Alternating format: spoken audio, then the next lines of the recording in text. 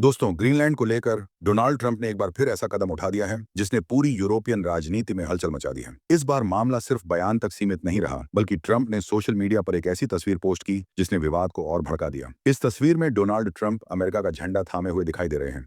उनके साथ JD Vance और अमेरिकी विदेश मंत्री मार्क रूबियो भी मौजूद हैं। लोकेशन बताई गई है ग्रीनलैंड और तस्वीर पर साफ शब्दों में लिखा है यूएस टेरिटरी 2026, यानी संकेत बिल्कुल साफ है, ग्रीनलैंड को अमेरिका का हिस्सा दिखाने की कोशिश। ये पोस्ट ऐसे समय पर आई जब दावोस में वैश्विक नेताओं की बड़ी बैठक होने वाली थी, जहां दुनिया की अर्थव्यवस्था, सुरक्षा और भविष्य की रणनीतियों पर चर्चा होनी थी। वहीं ट्रंप की इस हरकत ने यूरोपीय देशों को चौंका दिया। इसके बाद ट्रंप ने बयान देते हुए कहा कि ग्रीनलैंड अमेरिका की राष्ट्रीय ही नहीं बल्कि वैश्विक सुरक्षा के लिए भी बेहद अहम है। इस बयान ने डेनमार्क के साथ साथ पूरे यूरोप को सतर्क कर दिया। ट्रंप का आरोप है कि पिछले 20 वर्षों से यूरोप ने नेटो की चेतावनियों को गंभीरता से नहीं लिया। उनका कहना है कि रूस और चीन आर्कटिक क्षेत्र में लगातार अपनी मौजूदगी बढ़ा रहे हैं और डेनमार्क के पास ग्रीनलैंड की सुरक्षा करने की पर्याप्त ताकत नहीं है। यानी ट्रंप के मुताबिक अगर आज कदम नहीं उठाया गया तो भविष्य में बड़ा खतरा पैदा हो सकता है। ट्रंप प्रशासन की इस सोच को अमेरिकी ट्रेजरी सेक्रेटरी स्कॉट बेसेंट ने सार्वजनिक रूप से समझाने की कोशिश की। उन्होंने कहा कि अगर भविष्य में रूस या कोई दूसरी शक्ति ग्रीनलैंड पर हमला करती है तो नेटो के नियमों के तहत अमेरिका को सीधे उस युद्ध में कूदना पड़ेगा। इसीलिए अमेरिका का तर्क है कि अभी ताकत दिखाकर ग्रीनलैंड को अपने नियंत्रण में ले लेना भविष्य के टकराव को रोक सकता है। लेकिन यूरोप, खासकर फ्रांस को यह तर्क बिल्कुल मंजूर नहीं है। फ्रांस ने इसे सुरक्षा रणनीति नहीं बल्कि दबाव और जबरदस्ती की राजनीति करार दिया। फ्रांस के विदेश मंत्रालय ने सोशल मीडिया पर तंज कसते हुए कहा कि अगर भविष्य में कोई खतरा हो सकता है तो इसका मतलब यह नहीं कि आज ही नुकसान कर दिया जाए। यह बयान सीधे सीधे अमेरिका की नीति पर सवाल खड़ा करता है। फ्रांस की नाराजगी यहीं खत्म नहीं हुई। देश के वित्त मंत्री ने साफ चेतावनी दी कि ग्रीनलैंड डेनमार्क का हिस्सा है और डेनमार्क यूरोपीय संघ का एक संप्रभु सदस्य देश है। अगर अमेरिका कोई एक तरफा कदम उठाता है तो इसका असर यूरोप और अमेरिका के आर्थिक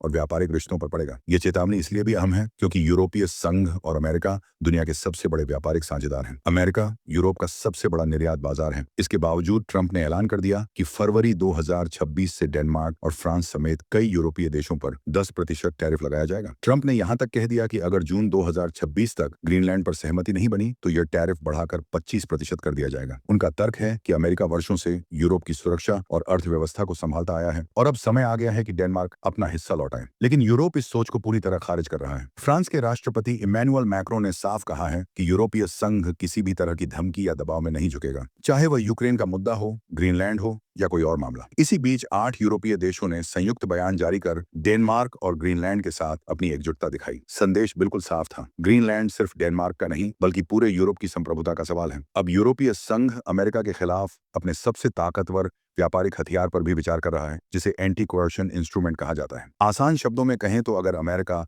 आर्थिक दबाव बढ़ाता है तो यूरोप भी उसी स्तर पर जवाब देने की तैयारी में है। सबसे चौंकाने वाला मोड़ तब आया जब ट्रंप ने ग्रीनलैंड के मुद्दे को नोबेल शांति पुरस्कार से जोड़ दिया। उन्होंने नॉर्वे के प्रधानमंत्री को लिखे एक पत्र में कहा कि 2025 में नोबेल पुरस्कार न मिलने के बाद अब वह सिर्फ शांति के बारे में सोचने के लिए बाध्य नहीं है। इतना ही नहीं, ट्रंप ने यह सवाल भी उठा दिया कि आखिर डेनमार्क का ग्रीनलैंड पर अधिकार किस आधार पर है। यहीं से यह विवाद सिर्फ कूटनीति नहीं बल्कि वैश्विक शक्ति संतुलन की लड़ाई बन गया। इस पूरे घटनाक्रम से साफ है कि ग्रीनलैंड अब केवल एक भौगोलिक इलाका नहीं रहा। यह अमेरिका की वैश्विक रणनीति, यूरोप की संप्रभुता और आने वाले समय के पावर बैलेंस का प्रतीक बन चुका है। इधर फ्रांस और अमेरिका के रिश्ते और ज्यादा खराब होते जा रहे हैं। फ्रांस खुलकर अमेरिका के खिलाफ खड़ा नजर आ रहा है और उसने अपनी सेना तक ग्रीनलैंड भेज दी है। इसके जवाब में डोनाल्ड ट्रंप ने फ्रांस पर 200% टैरिफ लगाने की धमकी दे डाली। मामला यहीं नहीं रुका। मैक्रो ने ट्रंप को एक निजी संदेश भेजा, लेकिन ट्रंप ने सभी कूटनीतिक मर्यादाएं तोड़ते हुए उस संदेश को सोशल मीडिया पर सार्वजनिक कर दिया। यह कदम अंतर्राष्ट्रीय राजनीति में बेहद शर्मनाक माना जा रहा है। अब सवाल उठ रहा है, क्या कोई वैश्विक नेता ट्रंप पर भरोसा कर पाएगा जब निजी बातचीत तक सुरक्षित नहीं है? इस पूरे मुद्दे पर आपकी क्या राय है? कमेंट बॉक्स में जरूर लिखिए। फिलहाल इस वीडियो में इतना ही। फिर मिलेंगे एक नई और बड़ी खबर के साथ। धन्यवाद। जय हिंद, जय भारत।